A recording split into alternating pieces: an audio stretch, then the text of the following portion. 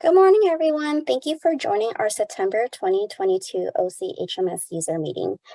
Please enter your agency name into the chat box.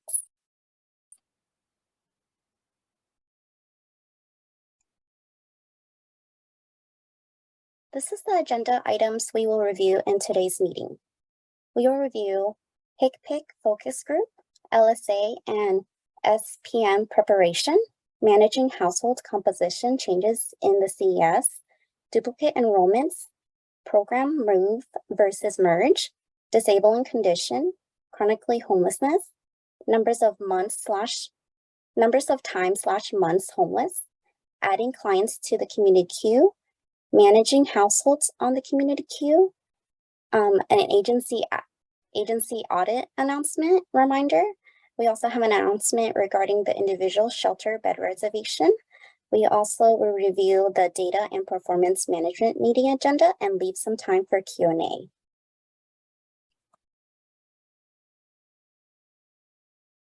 (211OC) would like to invite agency admins to join the HCPC focus group. The group will provide feedback regarding this past HCPC reporting process.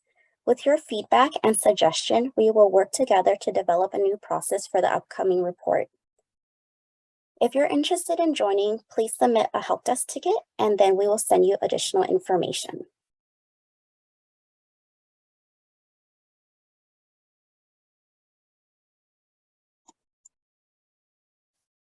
LSA and SPM preparation. These reports will roll out in fall. The HMS team will include SPM corrections along with the data quality report card draft spreadsheet. Please keep an eye out for that email and review the additional instruction we will include on how to review the report and how to fix the flag errors. The LSA corrections will be sent out separately and in rounds. We will also need your support to provide some explanation for flag warnings. So I'm gonna take a pause just to check if we have any questions.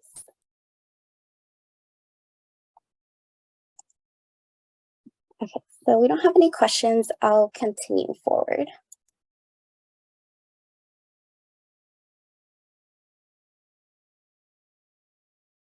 Managing household composition changes in the CES. In rare cases, a household may be served by both individual and family coordinated entry system. This occurs when the household composition has changed while the household is in the process of being served through CES. Events that can result in changes in household composition may include, but are not limited to, clients that become pregnant, a single adult merges household with another adult with a child, or children are permanently removed from the household. You can review the KB to review the 3 different scenarios and how the household enrollment should be managed in HMIS. It is key that you communicate with the CS admins for guidance.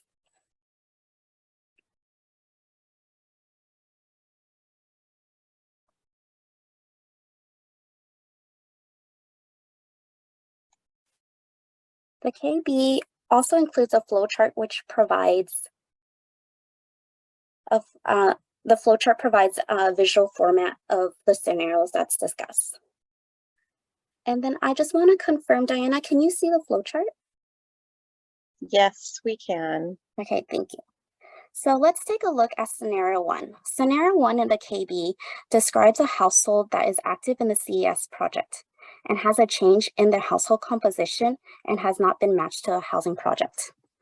For all scenarios, you will start here and you will answer the questions that will help you down the pathway to how to manage the household enrollment in CES. So in scenario 1, we will go from start and we'll ask, does the household have an active CES enrollment? And yes, they do. So you'll go down here and then has the household been matched to a permanent housing project? In our scenario, for scenario 1, it is no. So we'll head this way. The next question is the head of household on the community queue? In scenario 1, it is going to be yes, and we will continue here. The next step we will do is actually remove the head of household from the community queue, and then exit them and all household member from the project. Then you will then go to the next step, which is enrolling the head of household and all household member into the CES for their new household composition and complete the CES assessment. And then the next step is the household will be served through this new enrollment through the CES process, and that is where you'll end. The other two scenarios will take you down to this path, which is scenario 2 and 3, and you'll continue on answering the questions to help you guide you through on how to manage that household in the community queue. We will link this KB in our slides as well as our meeting minutes. So please take a look at the knowledge base, which review 3 different scenarios, and this flowchart is also included as a visual explanation of the different scenarios. I will take a pause to see if we have any questions. Feel free to put it in the chat if you have any questions.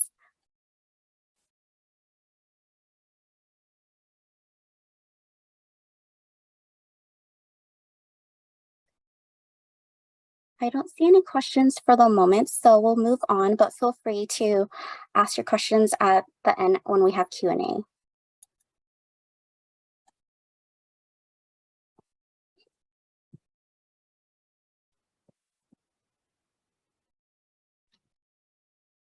Good morning, everyone.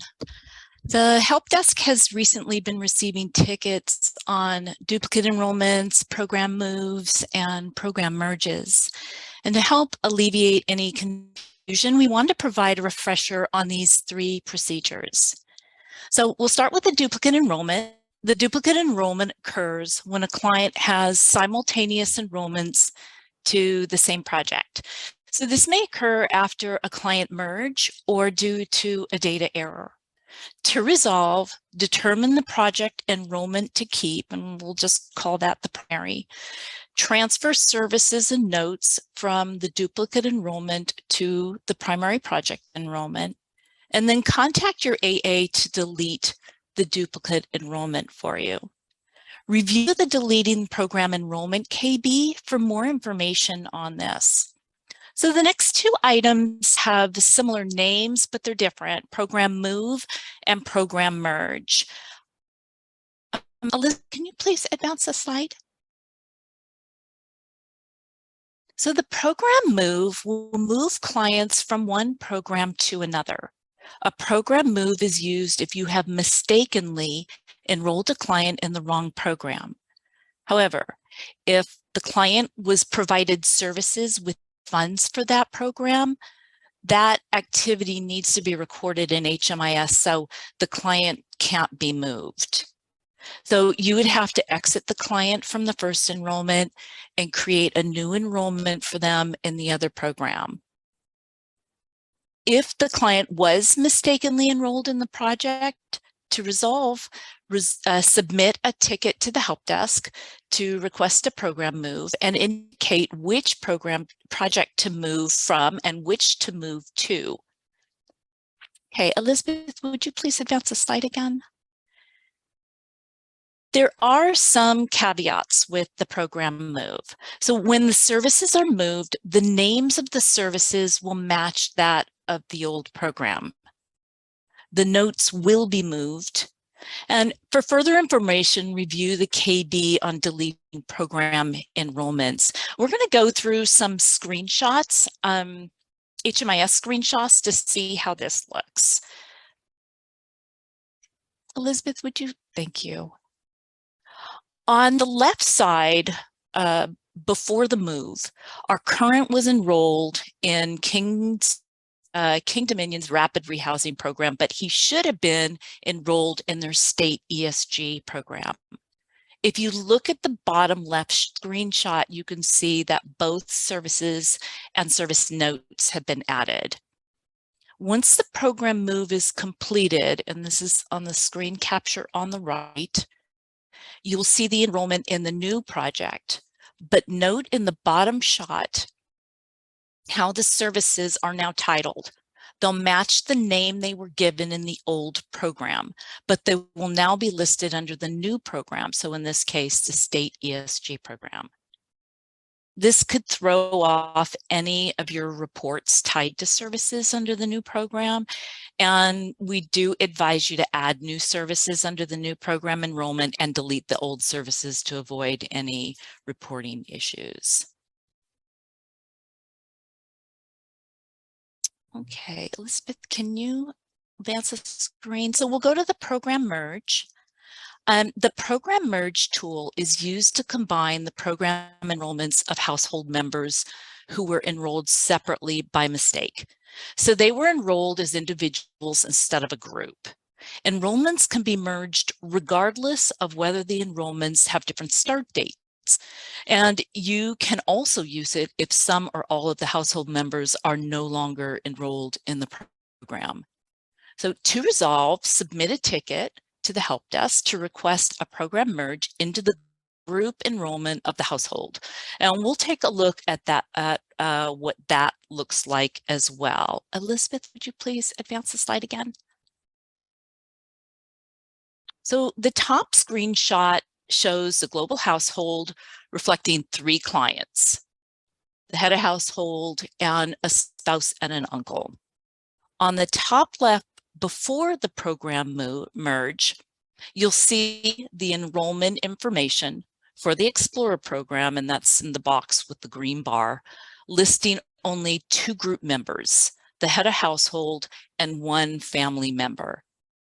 If you review the other head household member, which is the bottom left screenshot, it shows an individual enrollment with no group members.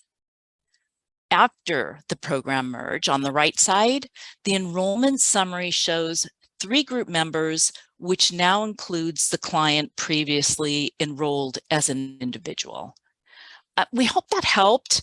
Please check the meeting minutes of the meeting on our website to access the links to any of these KBs. Thank you, Heather. We'll give it a minute to see if any questions come in. Hi, can we go back maybe 4 slides where the explanation of what a program move entails? I want to make sure I understand it. That means we're moving them. They were accidentally enrolled in one program, but really should have been in a different one, right? Exactly. Okay. Thank you. Is this the slide you wanted to review, just to confirm? Yes, it is. Thank you. I just wanted to reread it. Thanks.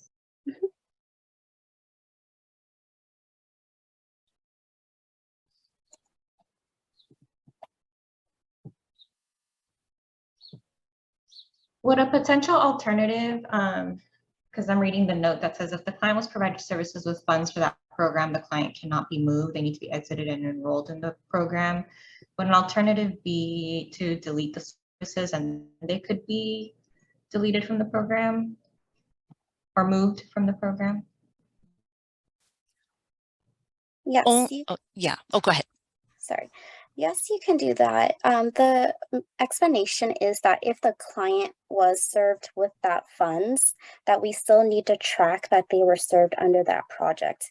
And if they are now served under another project, that there needs to be 2 records. Unless it's accidental, then that's when the move would occur. Okay. Thank you. And then Heather, we have a question in chat. Is there a function for transferring notes and services, or do we have to manually create all those items for duplicate enrollments? So for duplicate enrollments, let me go back to that slide. So to process duplicate enrollments, we do ask the users that you have to manually transfer the notes and services over. And once that occurs, you delete the services so that you can delete the duplicate enrollment.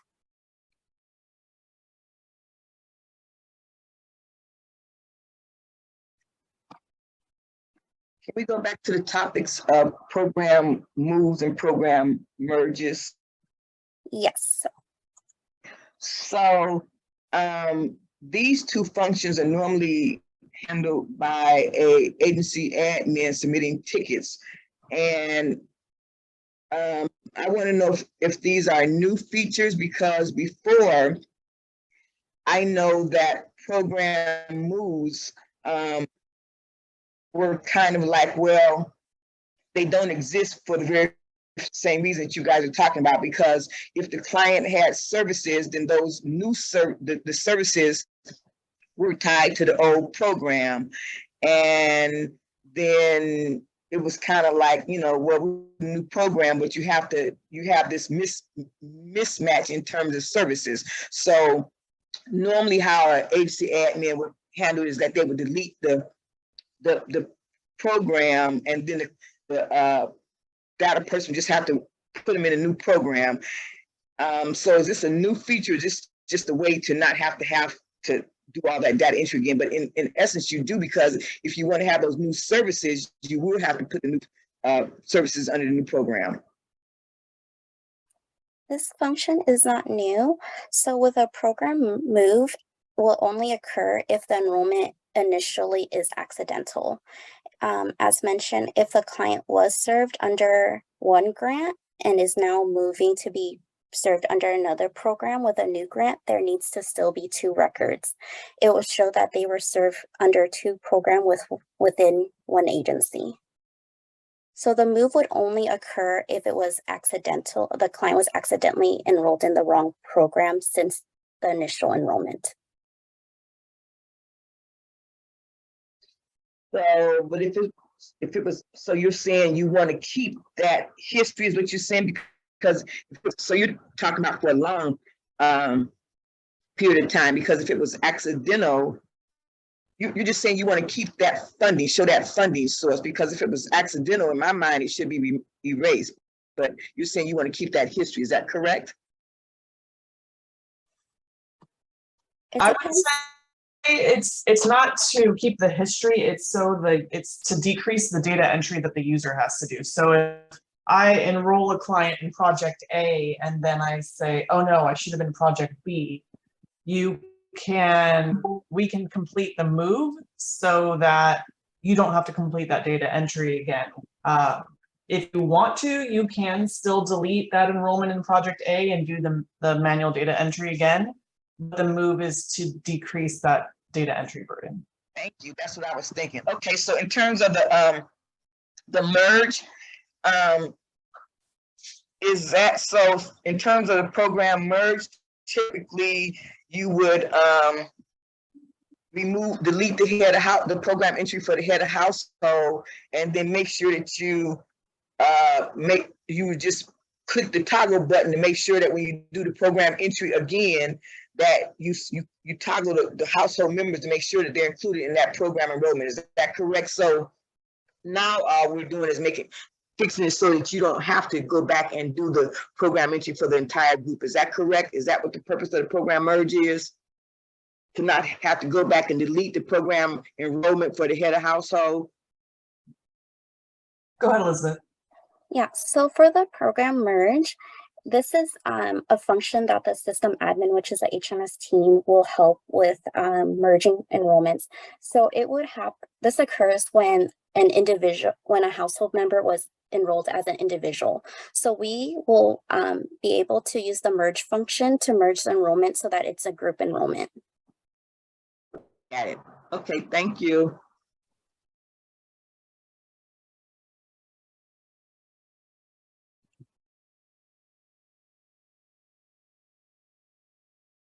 And then we have another question in the chat. Is there a preferred process for coordinated entry programs? I know that when there are duplicate profiles merged, or when two participant enrollments are merged, there will be multiple referrals, and we cannot backdate those. So is it better to leave them alone? Erin, could you please support? So if a client has duplicate profiles or enrollments, we should still be merging them just so that there's not duplicates of the same client record. And if that does result in duplicate referrals, then we have to delete the duplicate as well. So if you find two client records that are the same client and need to be merged, and you know both have a coordinated entry enrollment and both have referrals, you would have to let us know which referral you want to keep, and then either you can delete the referral if you have that capability, or we can delete it for you. But as much as possible, we should be merging client records that are duplicated.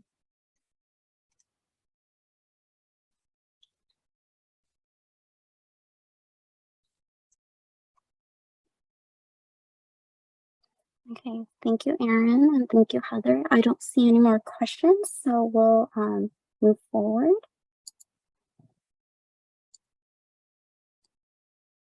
Armando, could you share regarding disabling condition? Hi, good morning, everybody. We wanted to include in our presentation today a recap of the definition of disabling condition, just to be able to provide a gentle reminder for everybody.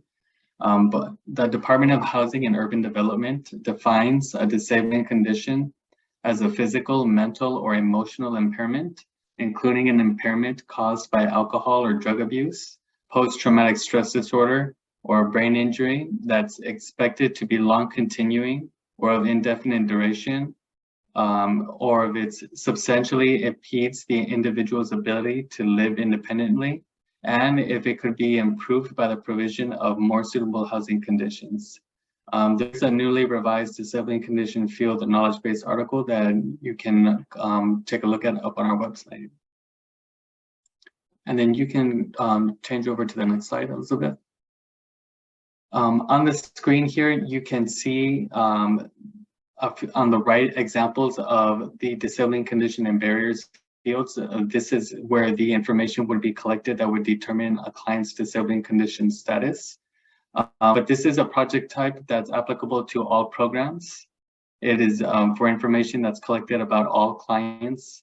The collection point is at the project start. And then the screens that would be having information entered in HMIS is the enrollment screen, such as the example that's up on the slide. And then next slide, please. Oh, there was a request if we could go back to see that is the definition of the disabling condition. So that slide is up on the screen again. Here is how HUD defines a disabling condition. If I may, I also have a question. Yes. It's actually on the next slide, and this is something that is occurring. By the way, this is Christine De Leon, Orange County Housing Authority.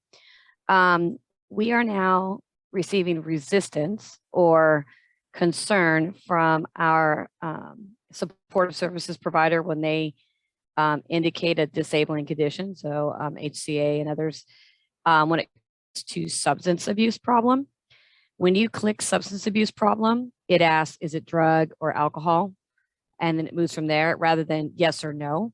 What they are indicating to us that it should be just considered substance abuse, but by further asking if it's alcohol or drug, that's affecting their HIPAA rights. And we shouldn't be asking such details. So it's like when you say disabling condition, it's yes or no. It's not like, well, how are they disabled? What made them disabled? It's the same concept. When you say substance abuse, is it drug or alcohol? Just want to see if I can get feedback on that. Because I did look at the regs, at least for the COC program, and it doesn't specify that we have to indicate drug versus alcohol. So these fields come from the HUD data dictionary, and that is what's specified there. So unfortunately, that's the way we do have to collect it. But HUD is going to be releasing new data standards. I think it's next year, and is accepting feedback on the data standards. So I can put the link in the chat if your team wants to submit a ticket with that feedback for them, and then HUD can consider that. Great, Erin, thank you. And then as most of the folks on the call are aware, this information, when it's being collected at the project start, it is entirely based off of what the client is comfortable with disclosing, or the information that the client expenditures during their enrollment. So in the event that a client wouldn't feel comfortable specifying whether it's an alcohol or drug issue that they're experiencing substance abuse with, they wouldn't necessarily have to not answer something that they didn't feel comfortable with. But if it's something that they choose to omit, then the case manager can only enter the information that's being shared with them by the client. Right, so that's kind of my problem on that particular thing. They're indicating substance abuse, but the way that it's set up in this particular field is we don't have the option, like on the other ones, like we have to say, yes, they're disabling because we're dealing with chronically homeless, right? That was one of the qualifying for the COC program. And if the disabling issue is substance abuse, we only have the option of saying drug, alcohol. We can't say yes, no. Like on the other ones, you know, you have different options. I was just wondering if it's possible to say, you know, if a third option could be in, yes, there's a substance abuse, like yes or no, as opposed to having to drill down to alcohol or drug. Because we are capturing that, yes, they have a substance abuse. We just don't know what substance they're abusing, if you will.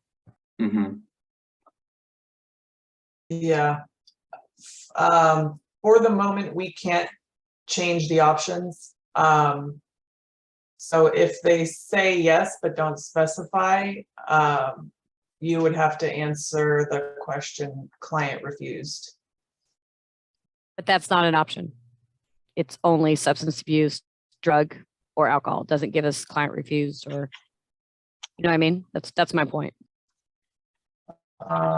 There should be options for that. I can confirm though, because those are the client refused or data not collected are standard responses for these fields. So I can make sure that that's there, but that's what you should be choosing if the client won't specify if it's drug or alcohol. Right, I agree. I'm just saying it's not giving me that option. Okay, I'll check.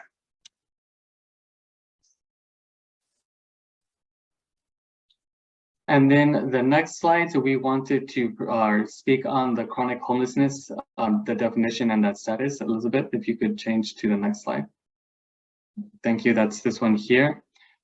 So same as the disabling condition definition, we just wanted to provide another reminder for everybody on the call that the Department of Housing and Urban Development's definition of a chronic homelessness individual or chronic homeless individual, it's defined to mean an individual with a disability who lives either in a place not meant for human habitation, in a safe haven, or in an emergency shelter, or in an institutional care facility if the individual has been living in the facility for fewer than 90 days and has been living in a place not meant for human habitation, a safe haven, or an emergency shelter immediately before entering the institutional care facility.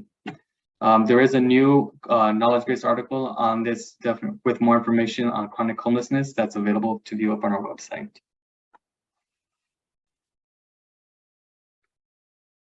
And then on this slide, we wanted to let everybody know that there is an interactive tool that can be used for instances where you want to verify if a client is chronically homeless or not. This tool is one that kind of goes over all the specific field or the data elements that would constitute chronic homelessness status. The elements that are used to determine the chronic homelessness status are the approximate date that the homelessness started, their prior living situation, and the disabling condition. All of these are used by the interactive tool to give the client a chance to give more information on their situation. And on the screen here or on the slide, you can see an example of that tool that's up on our website. This is a link that can be followed by that new knowledge base article for the chronic homelessness definition. That knowledge base article does have a hyperlink which will take you to the screen that's on the slide here. And then thank you very much. Yep, that was it for those two definitions. Thank you, Armando. We'll just give it a couple seconds to see if any questions come in. Is it possible to see that interactive tool in action right now? Yes, if you can give me a second, I'll change to that slide, to our website.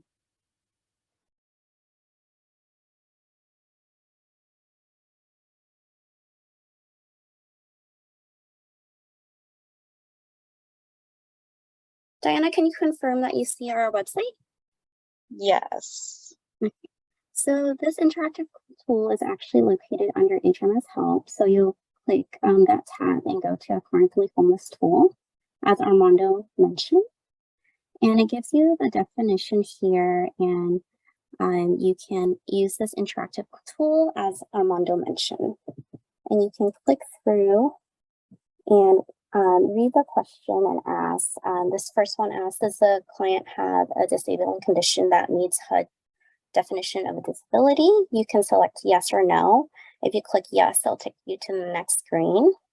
And then it'll tell you, then you'll select the type of residency of the client. So they were in an emergency shelter. And then the next would be the approximate date started.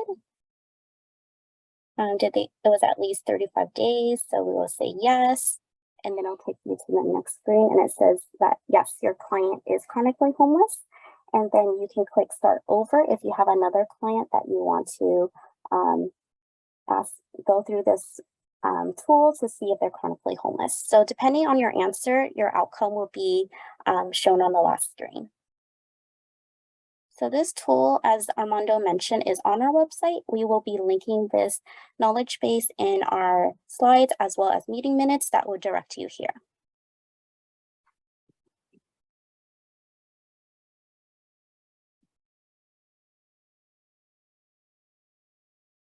I thought we didn't have any safe havens in Orange County. Has that changed? I'm sorry, I couldn't hear your question. Oh, I thought we didn't have any safe havens in Orange County. We do not, but the part of the HUD guidance is if they're entering from a safe haven and if the client is coming to Orange County from another county, it's possible they could be staying in a safe haven. Okay, thank you. Thank you for your question, and thank you, Armando's. I don't see any other question coming in, so we'll move forward.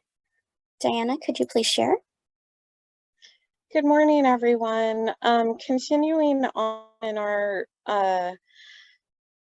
new knowledge base articles and videos to assist you with various data elements within the enrollment screen.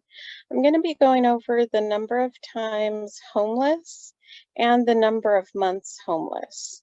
These are two different data elements that record the length of stay in a situation just prior to the project start for all adults and head of households.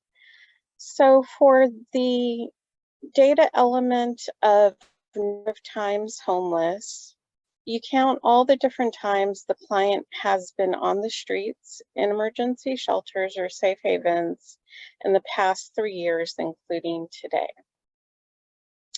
For the number of months homeless, you count the cumulative number of months in which a person experienced homelessness in the last 3 years.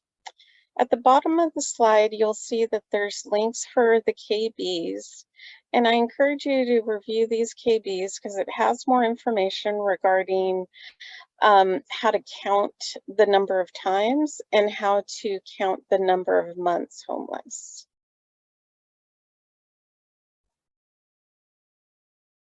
Okay, are there any questions regarding these two different data elements?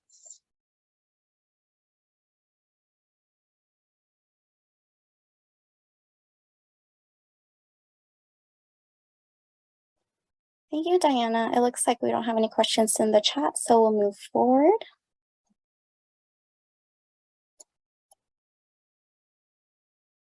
Andrew? Hey everyone, good morning. We have updated our knowledge base article on adding households to the community queue. We also made a video guide that goes over the different steps of adding clients to the CQ. But just to provide a brief overview, there's 4 main steps. So the first one would be enrolling the household or client into coordinated entry.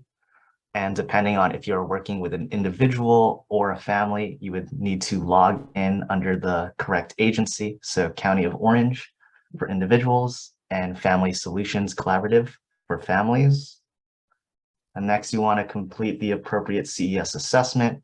So that's either the individual CES assessment, the family CES assessment, or the veteran assessment. Next step would be to upload correct documentation. And just a reminder, the minimum required documentation to be on the CQ is verification of literal homelessness.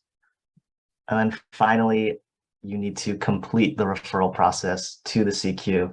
So going through that last step to make sure that they are on the community queue. And the article and video goes over these steps in detail. So the link is in the slides and it will also be in our meeting minutes. So feel free to check that out. And if you have any feedback or questions, also let us know.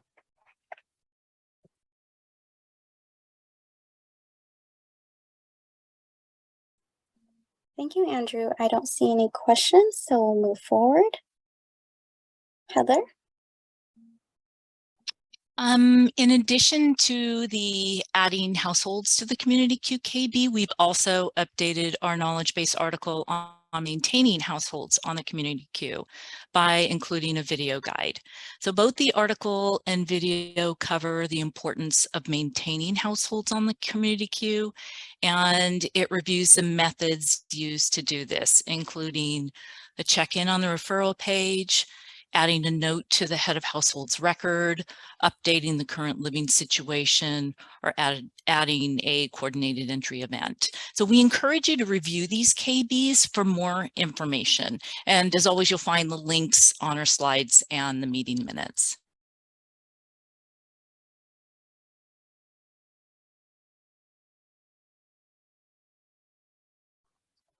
Thank you, Heather. I don't see any questions coming in, so we'll move forward. Linda, could you please share? Can you guys hear me okay? Yes. Okay, perfect. So thank you for all the agencies that have participated in our 2022 HMIS agency audit so far. September audit scheduling emails will be sent out shortly. So please be on the lookout for the email as a response is needed to schedule your audits. So on the scheduling email, we included both agency agreements, and then also we've attached your HMIS agency audit form. So please have those completed a few days before your audit so that the HMIS staff assigned to your agency can review the documents. We look forward to hearing from you. Thank you, Linda. Andrew, could you please share the announcement? I'm sorry, just a quick question on that last part. Were there any changes to those documents from the last year? So we have included additional documents for you to review. The agreement forms are the same two forms that we need your ED to sign. The additional forms that we are adding to the audit is the program agency setup form so that you can review your project setup and bed inventory to verify that that information is accurate. But the agency participation form, those two forms are the same, correct? Correct. No revisions. Okay, thank you.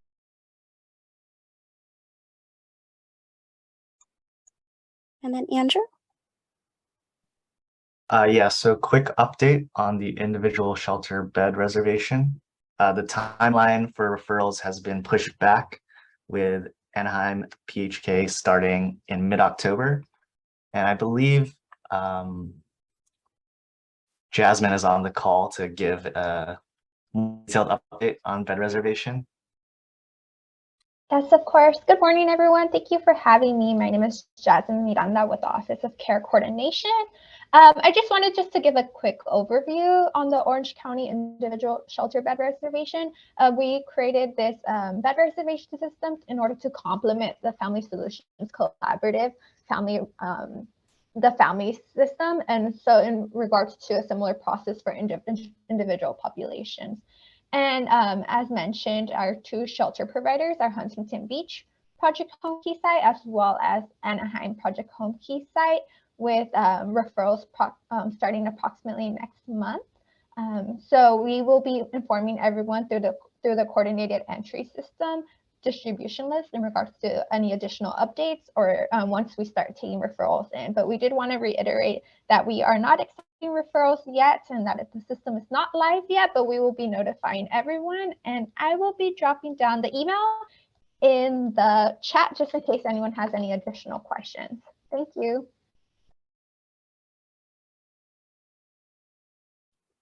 Thank you, Jasmine and Andrew, for that announcement. So I'll move forward to our Data and Performance Management Committee meeting agenda. Andrew, could you share? Yeah, so our next Data and Performance Management Committee meeting is tomorrow, Thursday, September 8th at 1:30. We will be covering the Homelessness Prevention Project Performance Report, as well as our Continuum of Care Racial Equity Dashboard. So yeah, feel free to join us tomorrow at 1:30. Okay, thank you, Andrew. So we do have time for a Q&A if anyone wants to leave some questions in the chat. As a reminder, if you just recently joined us, please make sure to add your agency name into the chat box for attendance.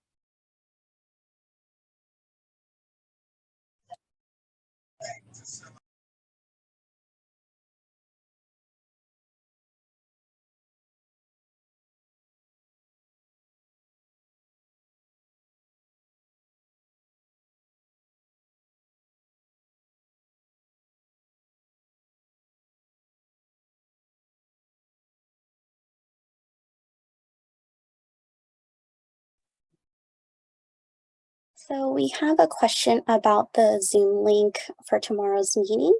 So please keep an eye out for our newsletter. We'll be sending out the report, which you get a chance to review the homelessness prevention PPR, which also includes the meeting Zoom link.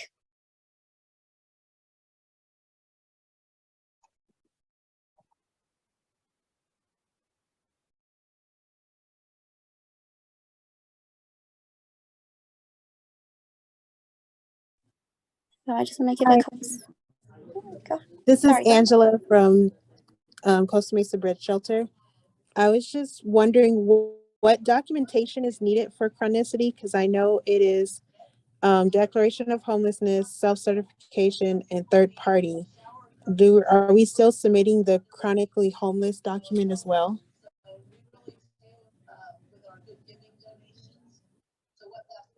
So the documentation of chronic homelessness is specific for the coordinated entry system. I don't know if Aubrey, if you're still on, if you want to give an update or yeah, I can try. Sorry, I'm getting over an illness, so I don't sound great. But for chronicity for the community queue, you do need a chronic homelessness document uploaded, as well as a disability verification form uploaded in order to qualify. Okay. And it can be any of the, because there's a couple different options for chronic homelessness, so you just have to select one, right, Aubrey? I'm not sure if there are multiple. I think under the coordinated entry category for the files, I think there's just one that says chronic homelessness verification. It can be a combination of self-report as well as like shelter, depending on, it's all about the definition. So up to 3 months can be self-certification, but I would still upload it just as chronic homelessness. And then those get checked by, at least, especially for our individual system, they get checked by the spot admins every week. So they'll kind of verify that the dates are there, the signatures, that it's a valid document, because if it is maybe mislabeled, we can't accept that. Okay, thank you. Yeah, and feel free to reach out to one of the spot admins if you have additional questions or if you have like a specific case that you're interested in finding out more about.